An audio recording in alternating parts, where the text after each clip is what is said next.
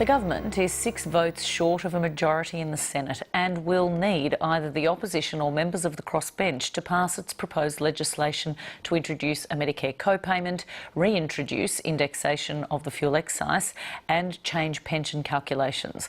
Opposition Leader Bill Shorten has indicated that Labor will vote against at least $12 billion worth of measures in the Senate and has challenged the Prime Minister to call an election to let the public decide. But while the polls show the coalition is on the nose, support hasn't shifted to Labor, but to the Greens and other minor parties. A short time ago, I was joined from the Gold Coast by Steve Ciobo, Parliamentary Secretary to the Treasurer, and in Sydney by Opposition Communications spokesman Jason Clare. Steve Ciobo, Jason Clare, welcome. Pleasure to be here. Now, the Coalition told voters that you could fix Labor's debt and deficit with no new taxes and no cuts to health and education. At the very least, don't Australians deserve an apology for all those broken promises? Emma, well, look, I refute the assertion that we've broken promises. We haven't. When it comes to health and education, we are delivering on every single commitment that we took to the last election. And when it comes to restoring the balance sheet, so to speak, when it comes to actually starting to pay down the mountain of debt and deficit that Labor left behind, we've had to make some tough decisions, and we don't run away from that fact. And frankly, it could not stand in more contrast than what we saw from Bill Shorten last night, with the Labor Party obviously living in denial, with some $18.5 billion of additional spending that Labor wants to put back into the budget, and no pathway to actually restoring our economic credibility or economic sustainability. Do you think voters are really stupid and they can't recognise a lie when they see one? Well, Emma, I don't think voters are stupid at all, actually. I think that voters know that at the last election we made several points very clearly. We said we were going to stop the boats. We've done that. We said that we were going to build the roads of the 21st century. We're in the process of doing that with our infrastructure package, the largest infrastructure package in Australia's history. We said that we were going to restore the economic stability and make sure that we were living in a fiscally sustainable way. We're doing that. And the other thing we said, the only thing we haven't been able to do, is we said we were going to abolish the carbon tax, and if Labor actually got out of our way and respected the mandate that we had, then Labor would help us to abolish the carbon tax and give households $550 a year more money back in their pockets. Jason Clare?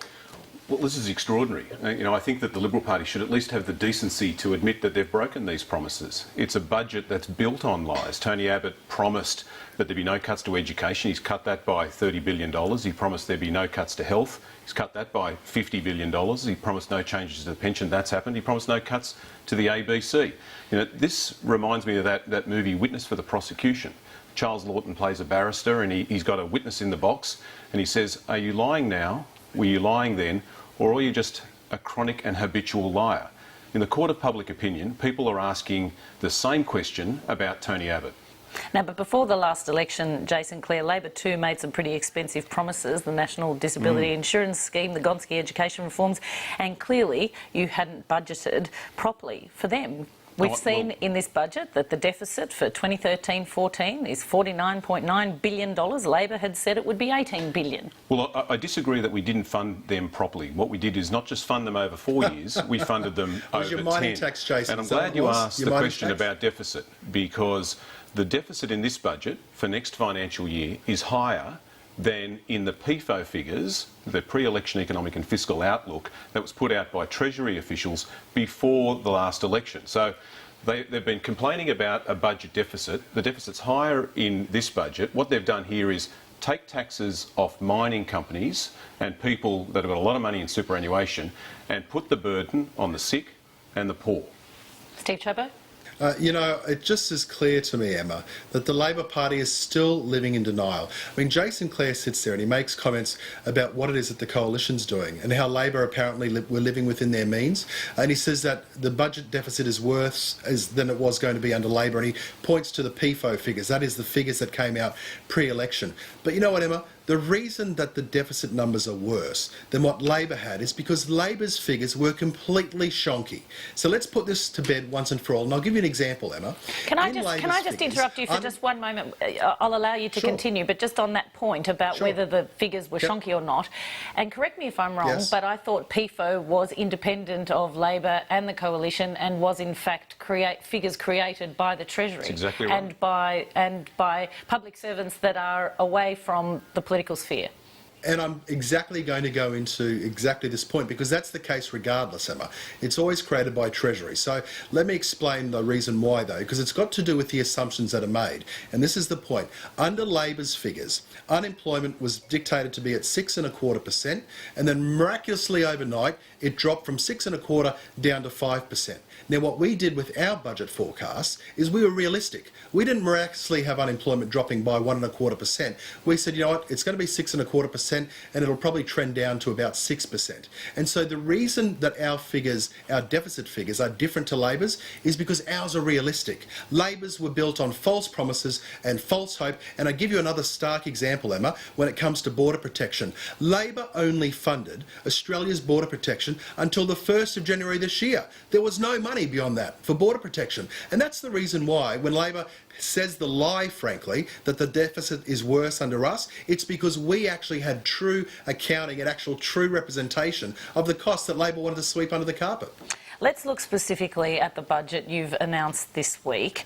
According to some modelling that's been given to Lateline by the National Centre for Social and Economic Modelling, the lowest income groups have been selected to take the entirety of the budget pain with respect to household budgets. Why have you chosen to go that way? I'm not privy to the information you've got. I can't tell you whether it's correct or not correct. Well, I can tell you, for example, let me give you an example. A single mother who works full-time on the minimum wage and has kids of school age will be more than $4,000 a year worse off by 2017. In that same year, most middle and high-income families and all working couples and singles without children will be untouched or better off. Well, again, Emma, I'm not in a position to respond to that. You make that assertion. I don't have any of those details. I don't know what the parameters are. I don't know what assumptions have been made. And when it comes to economic policy, let me make one thing clear.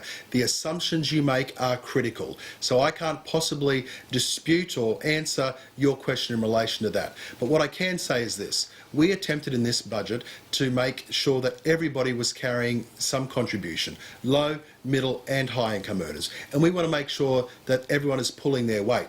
And Emma, let's be clear about this. None of these tough choices would have been necessary if it wasn't for the fact that Labor got us to a situation where they were actually forcing us to borrow $1 billion every single month just to pay the interest on their debt, which is the equivalent of an average household putting their interest repayments on their mortgage on their credit card. Unsustainable, was never going to work, and that's why tough choices had to be made. But are you saying, and Jason Clare, I will let you have a right of reply here, are you saying you didn't know measures in your budget would hit the lowest income groups the hardest? Of course I'm not saying that. What I'm saying is that you're putting assertions to me. I don't have any of those figures. I don't know any of the assumptions that are built around those figures, and so it's impossible for me to respond to that. What I'm also saying, though, is when it comes to the contribution, we made sure that this budget asked everybody to tighten their belt. But not equally. I guess the question I was asking you is that not everyone is contributing equally. In that respect, lowest income earners are suffering much more than those at the higher end. Absolutely. And Emma, let's look at, for example, pensions, okay? Because that might be the kind of person that falls into the category that you're talking about.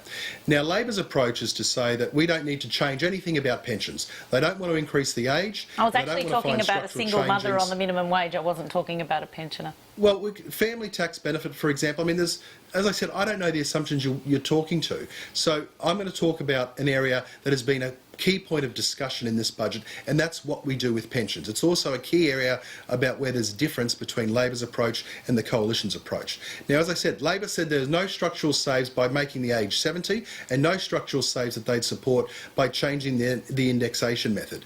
Now, that sounds fine, Emma. I'd love to be able to say that to people too. But the issue is this. How do you pay for it? Labor does not have on the table a single suggestion about how we actually achieve the savings necessary. And I'll tell you what, Labor's pathway of just more debt and more denial is not a sustainable way for this country to keep living. Jason, well, Emma, Steve talks about people tightening their belts. If you are a single person, earn $200,000, then you'll pay about an extra $400 or $500 out of this budget. If you're a family with an income of about $100,000, then it's going to cost you thousands of dollars. And if you're a pensioner, over the next few years, it'll end up costing you thousands and thousands of dollars. So, you know, these people, these are Howard's battlers. These are Tony's tradies. And they're the ones who've been betrayed by this Prime Minister, who promised no new taxes, and they're the ones who are copping it in the neck because of a deliberate decision by this government to put the tax burden on the poor rather than the well-off. But it is easy to criticise, Jason Clare, isn't it, when the trajectory that you under Labor was to continue spending without the revenue to match? Well, what we did is stop a recession. If we hadn't acted, we would have went into recession, unemployment would have been 10 or 15%, and the debt and deficit would have been worse. But that was 08, 09 or at the beginning of 09 or thereabouts. But that's the point. By 010, 11, 12, 13... This is the point, Emma. You could have started to if we hadn't turn acted the then, ship around. if we did what Tony Abbott and presumably what Steve wanted us to do, unemployment would still be up in double figures now, and the debt Jason, and the deficit would be worse. Assertion. It's a different decision A ridiculous than the Liberal Party assertion. want us to make. The other thing they want us to do here is they want us to rip up Medicare. Now, if you want us to come forward with ideas about how to tackle structural challenges in the budget, I tell you what we won't do. We're not going to allow Tony Abbott to rip up Medicare. We created it, we built it, we'll defend it, and Steve, if you want to bring it down, you'll have to come through me, you'll have to come through Bill Shorten, and you'll have to come through the Labor Party. Well, Emma, my point is this, Jason's sitting there and he's all about the politics. You see, Labor's sitting there and they're saying pensioners don't deserve a cut. There shouldn't be any changes to welfare. There shouldn't be any changes to single parents. There shouldn't be any changes to parents. There shouldn't be any changes to Medicare. We get it. Trust me. The Coalition gets that Labor doesn't want to change anything. Well, why didn't you tell Emma, the Australian it's people before the election? Affordable. Why didn't you tell the we Australian made it people very before clear. the election? Yeah. Jason, if you're so concerned about the impact on household budgets, let me ask you this. Why, mate, won't your party abolish the carbon tax and give an extra $550 a year to households when we clearly have an electoral mandate to do that? If you're so concerned about people and you're not just playing politics and trying to have a magic pudding approach, why won't you get out of the way and give households a $550 saving? Well, Jason Clare, they did have a mandate, one would imagine, to abolish the carbon tax. We were under no illusions whatsoever that that was one of their chief priorities. And happy to under do that, that Emma. circumstance, Happy to do a lot that. of people may have voted. Happy to do that. Replace it with an emissions trading system, something that will work, not the dodgy direct action model that no one likes. The interesting thing about the carbon tax is people were given compensation. There's no compensation for jacking up the price of petrol. There's no compensation for a new tax to go to the doctor. Actually, pensioners aren't going to get compensation when their standard of living deteriorates because of the changes they're making to the pension, and that's the problem with this budget. Now, Bill Shorten has outlined $12 billion worth of measures Labor will oppose over the next 4 years, but the government doesn't really need your support in the Senate if it can win over the crossbenchers. Well, that's their challenge. The interesting thing here is that Tony Abbott's been bad-mouthing Clive Palmer for the last few weeks. I think he's going to cop a bit of Palmer karma. It's up to Tony Abbott to get his legislation through the Senate. What we said last night is we'll stand in the way of you trying to destroy Medicare or create a two-tier university system or destroy the standard of living of pensioners. We created a fair university system, we created the pension, and if you want to try and destroy it, well then we'll be in your way trying to stop you.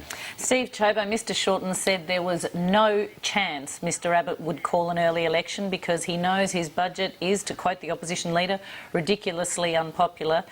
How serious is the government about the prospects of a double dissolution election?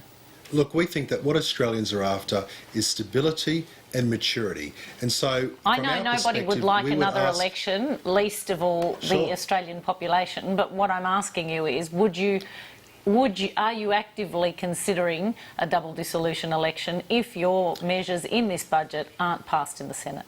Yeah, I'll tell you this, Emma.